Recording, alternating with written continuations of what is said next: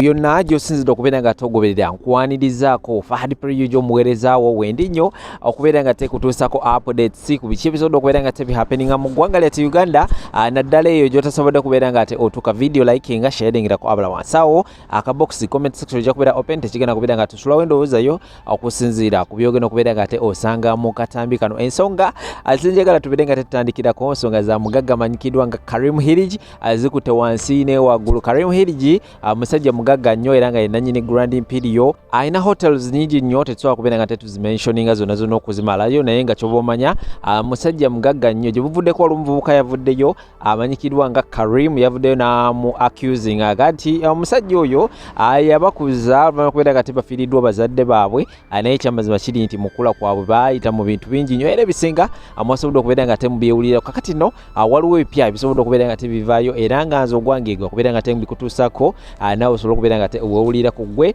ali saidi zeeyo oyinaddemu okubeera nga osala oludda oli ku saidi ya Karim Hirigi bano abaana bageza kubeera nga teboonoona erinnya lye oba ogenda kubeera nga odda ku saidi y'abaana olowooza nti abaana bano ensonga ze boogera ntuufu tulakalira ngenda kubeera nga nkuzanyira ebipya ebisobodde okubeera nga tebihappeninga saidi zeeyo subscribe nga togateko mu butongole buliwenda badese video ojja kubeera nga tofuna notification awo nti kakati agagudde saidi zeeno Fahad asobodde okubeera nga agatuleetera tulinde shekash musomo wa dduwa nkujukiza bujukiza munoonya kajja kubeera nga takulombera edduwa nawe obulamu bujja kubeera nga tebukutambulira bulungi nnyo my daddy sana saidi endala Habibu airport pickup bano bogwabo force gwa kubeera nga teba kusaabaza okujja ku airport n'okutuusa yonna gye wandagadde okubeera nga otuuka mu budde kambaterewo ensonga zino ate oluvannyuma tugende mu maaso temuvaawo.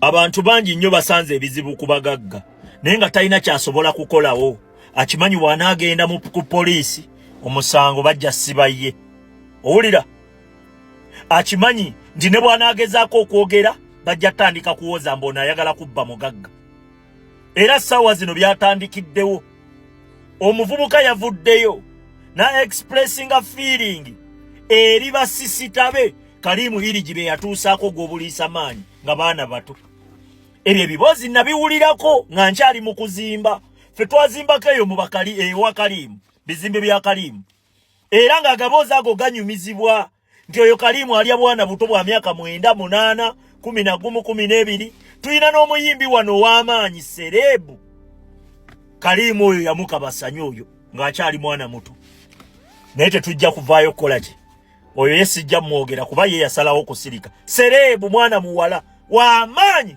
be bamu ku bayimbi abasinga amaanyi e Uganda mpuliriza bulungi abo abasajja ebyo babikolera ddala ekyo nkikubuulira babikolera ddala naye olw'okuba balina government influence toyina gy'ojja muloopa ne bw'oba oyina embeera gy'oyagala okweexpressingamu empulirayo tebajja kutegeera saawa zino bapangisiza bu buloga buli wano ku media butandikiddewo baagala kubba mugagga bamusabye biliyoni 2 bamusabye biki ekituufu kyo kiri nti tebagenda funa bwenkanya abaana abo lwaki kubanga Karim Hirigi akolanga surrogate babayita ba surrogate wa Museveni yamwetikira ebyobugagga bye biri mu mannya ge naye nga bya Museveni kati talina kyasobola kukola ki kumukolako naye nkubuulira biboogera bya ddala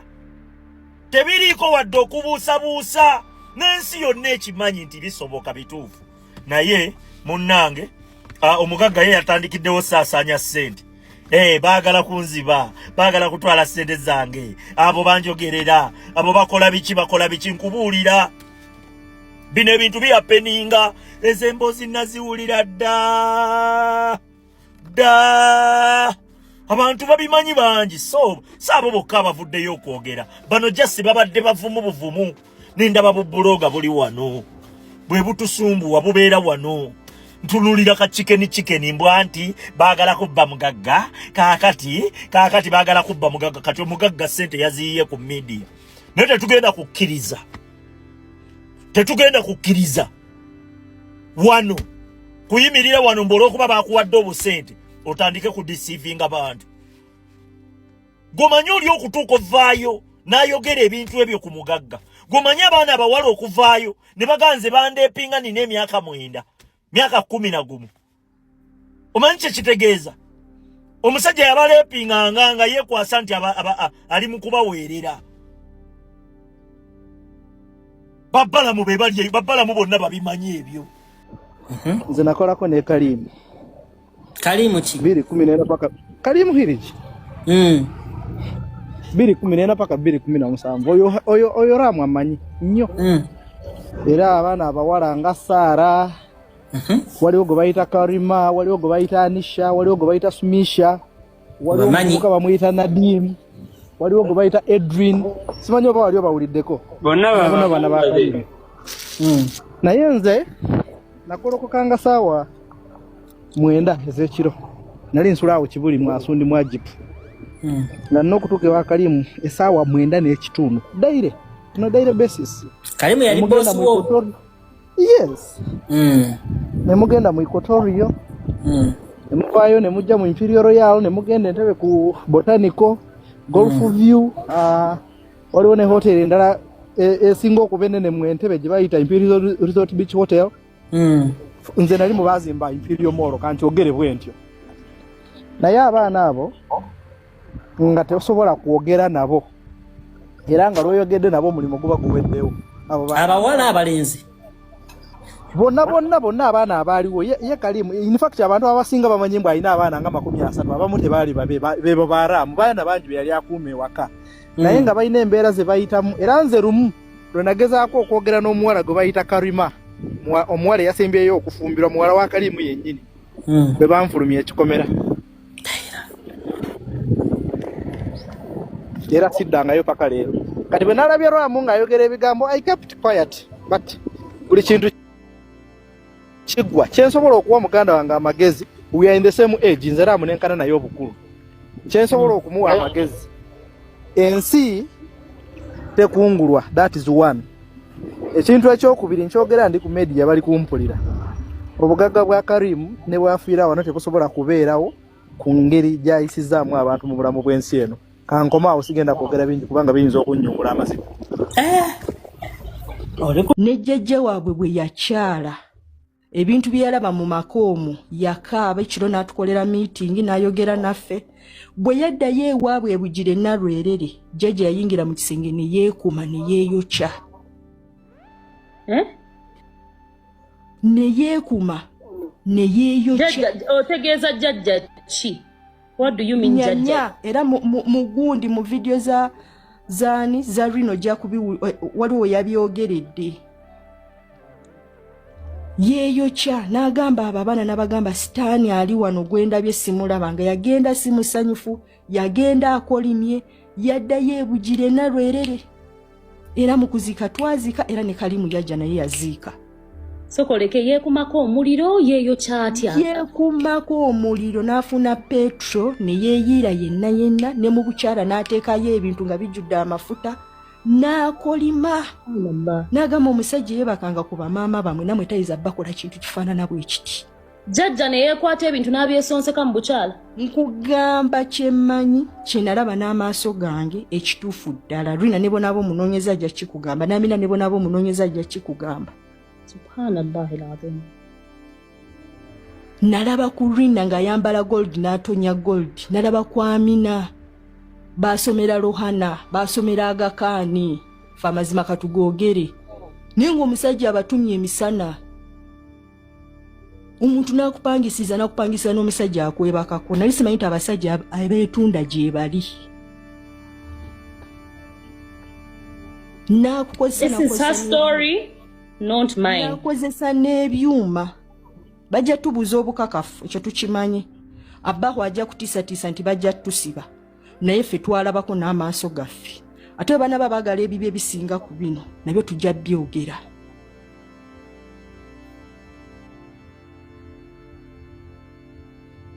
Tuli banyiivu, tuli banyiikaavu. Ku myaka emito twalaba sitaani atambuza ebigere. Were you also a victim? I wasn't, but all the things I have at heart. Abba wanyiziza. By the same man? Yeah.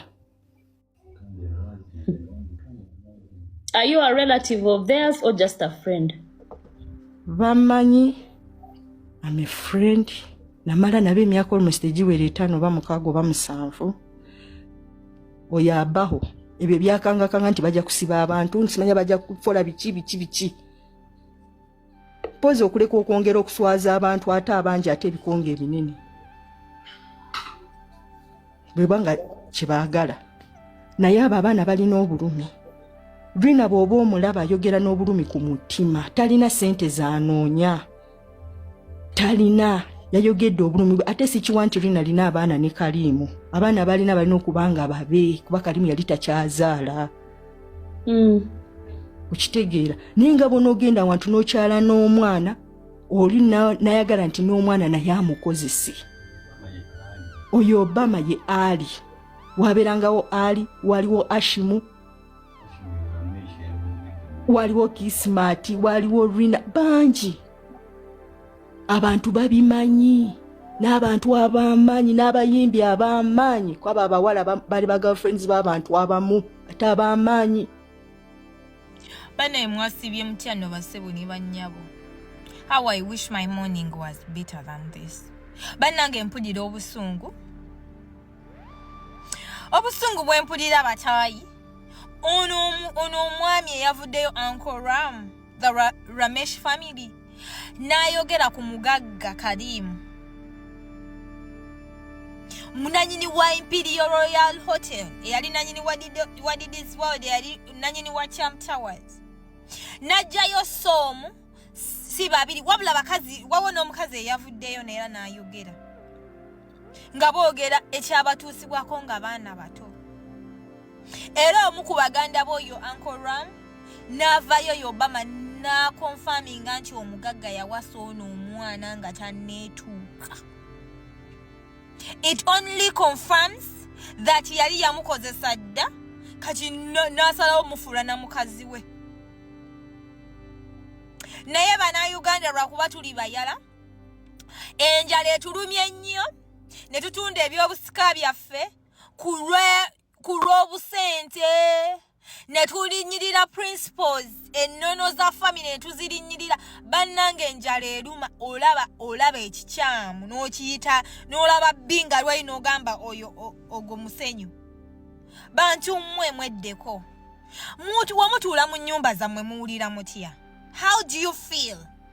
Nga deep down okimanyi nti banene abaana kituufu ono omugagga yabakozesa naye n'odefending omugagga. You've not even given us a reason to why you're defending this guy.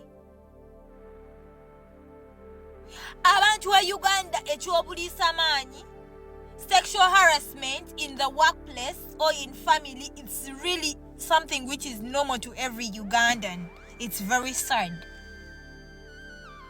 Karimu, the Ramesh family, Uncle Ram, let me tell you one thing. You remind me of a lady who started the Me Too movement in 26. Yagitandika negana naye omuntu eyagikomyawo in 2017. Yali ekola kino kinyini kyoyogerako. The community wasn't welcoming. It was too judgy about kids or women who have passed through sexual harassment, especially at the workplace. They either told them, oh, you seduced these men, or you were justifying a rachman abakazi bakozesebwa. The stigma, Me Too movement was all about the stigma and silence. They wanted the abusers, the abuse, my bird, to do. The community wasn't welcoming. Bali judging affe bana Uganda. Omusajja olabika bamwambalira bubi. Munati mwemwe mweyambaza bubi. Mukwano gwange omulungi. Uncle Ram, fe abategeera abakyalina obwongo bwaffe ffe bakwata bongo waffe ne babukwatira mu nkwawa. Please come out and speak. Those who want to listen will listen. Abasirusiru era bajja sigala nga basirusiru. Excuse my language. Twategedde era omugagga agenda kuta ssente bajja ziya. That's why they will come up with questions. It's too late. When is it too late to report abuse? mwe bajaji bakuno. When is it too late? When? It's never too late because it's upon the victim to come out and speak. And we always say, you give them time. Oh, I work with abused people. You don't work with abused people, because if you come here and tell us, oh, I wear this late, you know that someone who is abused, the acceptance, healing, healing stage, and they are coming out to give awareness. Banyigirizidwa batadde ku kisenge. Omukazi yasobola okugumira omu abusing naye walaba nti n'omwana we bagenda mukola kyekimu. Mpozi nga mutugamba nti mwe mwali bakoze ewa gundi eno owa Karimu. Nga mwali ba house girl nga temwalaba n'abaana nga bali abused. Nga mwali musuwa ne Karimu muliri bwabwe nga mutaddeko empingo nga tamuvinga in mu bisenge ebirala otujja bawuliriza. This goes to the Karim. I know tukakasa beyond reasonable doubt teyakikola. Mwabavayo muwolereza sitaani.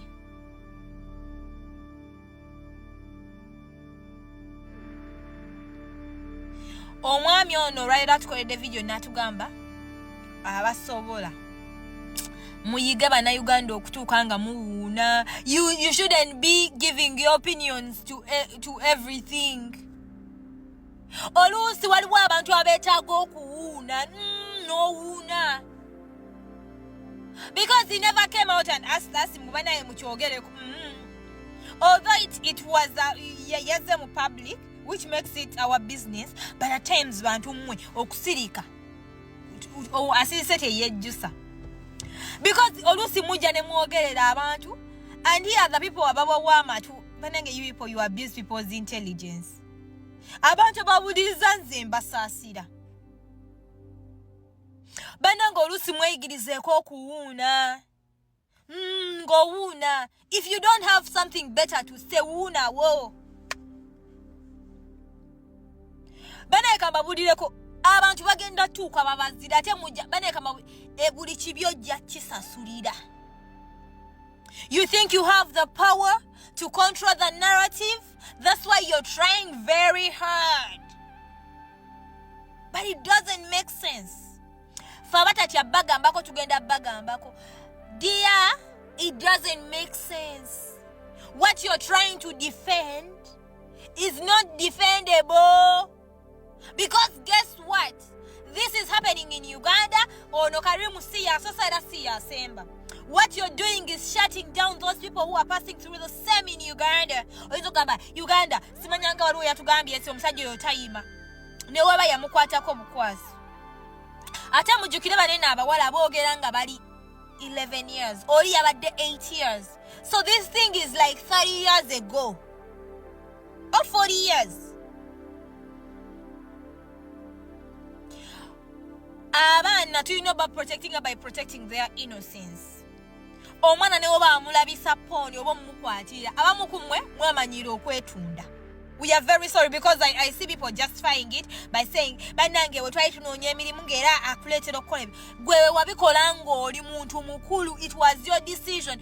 Banange e Kampala tukimanyi nti abanoonya emirimu mugenda ne mweyambulira babbosi bamuwa ne babebakako. That is your choice as an adult. That is the choice you made. These women are talking about when they are still young. They were vulnerable. They were orphans, literally. Only akozesa powers. When has it become normal for a caretaker to marry a kid he took care of? A China not raising something. Oyinza kyamuyisa tokkiriza caretaker okuwasa omwana gwe yali alabiridde. Ko kitegeeza yali amu abusinga ng'akyali muto. Ye kambuuze Uncle Ramu musiru okubeera nga binene abireese ebintu mu open in the public nga yagala biliyoni 2. Waliwo omuntu omusiru okutuuka kweyessa mbwe yagala biliyoni 2 billions mbukati abireete mbwe omugagga amuwesere. Mbadde ngamba yankikozesa nga blackmailing for life.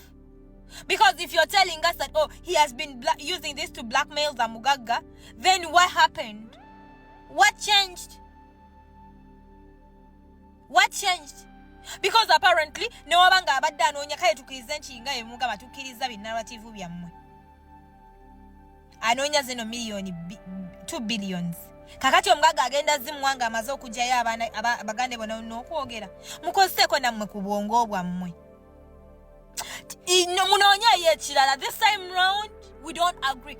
And this is a wake-up call to all the activists in Uganda, human rights activists. Musirize nnyo. Abalwanyiza eddembe ly'abakyala n'abaana kitemwogera. This movement can start and it can be viral because ono omusajja ali international businessman. It will hurt him.